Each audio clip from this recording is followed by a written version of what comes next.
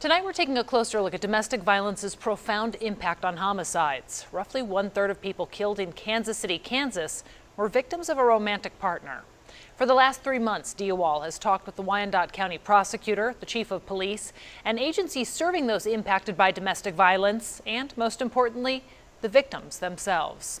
Tonight, Dia shares their struggles and shows us how Kansas City, Kansas is coming together as a community trying to make a change. Today our topic is going to be my family background. If you listen. For most people, there is a mix of good and bad experiences. Would you agree with that? I definitely agree. You'll hear how so many tragic stories begin. There's so many people that are still in abusive relationships. This is a small group session. 2 domestic violence survivors who got out of dangerous relationships and found solace with the Friends of Yates. Her type of communication was physical. It was physical. It was physical. That was her communication. We actually are the only domestic violence agency in Wyandotte County for the last 43 years. What does that mean to you to be the one? You know, I think we provide a really important service because it's so needed in the community, but at the same time, there's so much more that we can do because the needs are so great.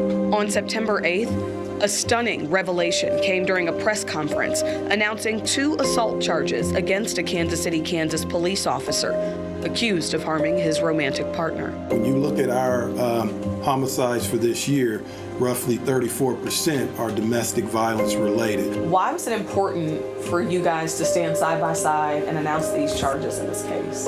If we don't speak about it, the only time this office can deal with it is when I'm charging murder rather than giving some person an opportunity to live again.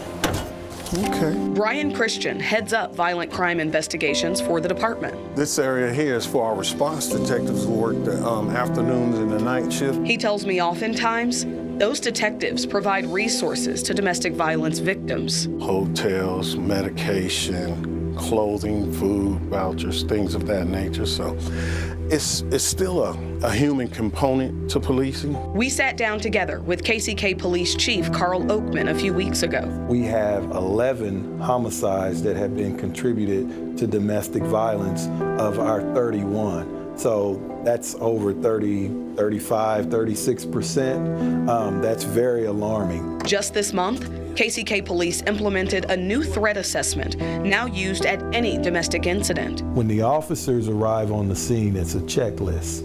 And if this victim meets a certain score, then we intervene immediately. That on-the-scene screening to assess how high risk that victim is for lethality, and then get them immediately connected to services with our agency. Why does that matter?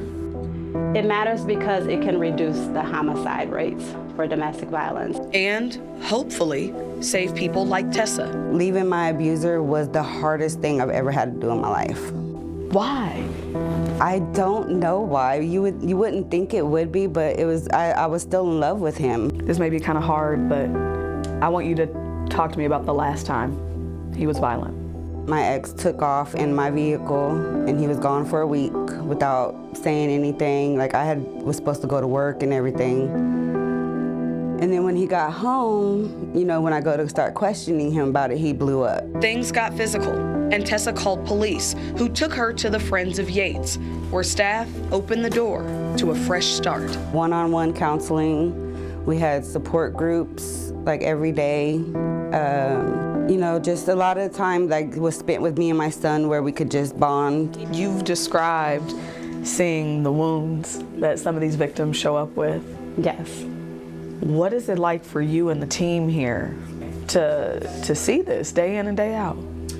It never gets easy to see, but just to know that coming to the program was a first step. They need people to empower them and to give them hope that, you know what, you're not in this by yourself.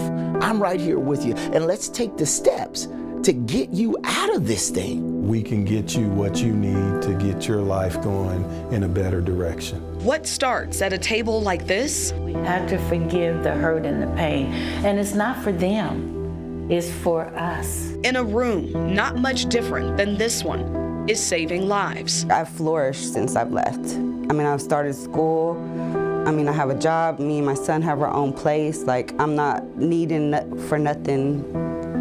I'm doing this. What I was scared that I couldn't do, I'm doing it. When you see somebody like Tessa today, what does that feel like for you?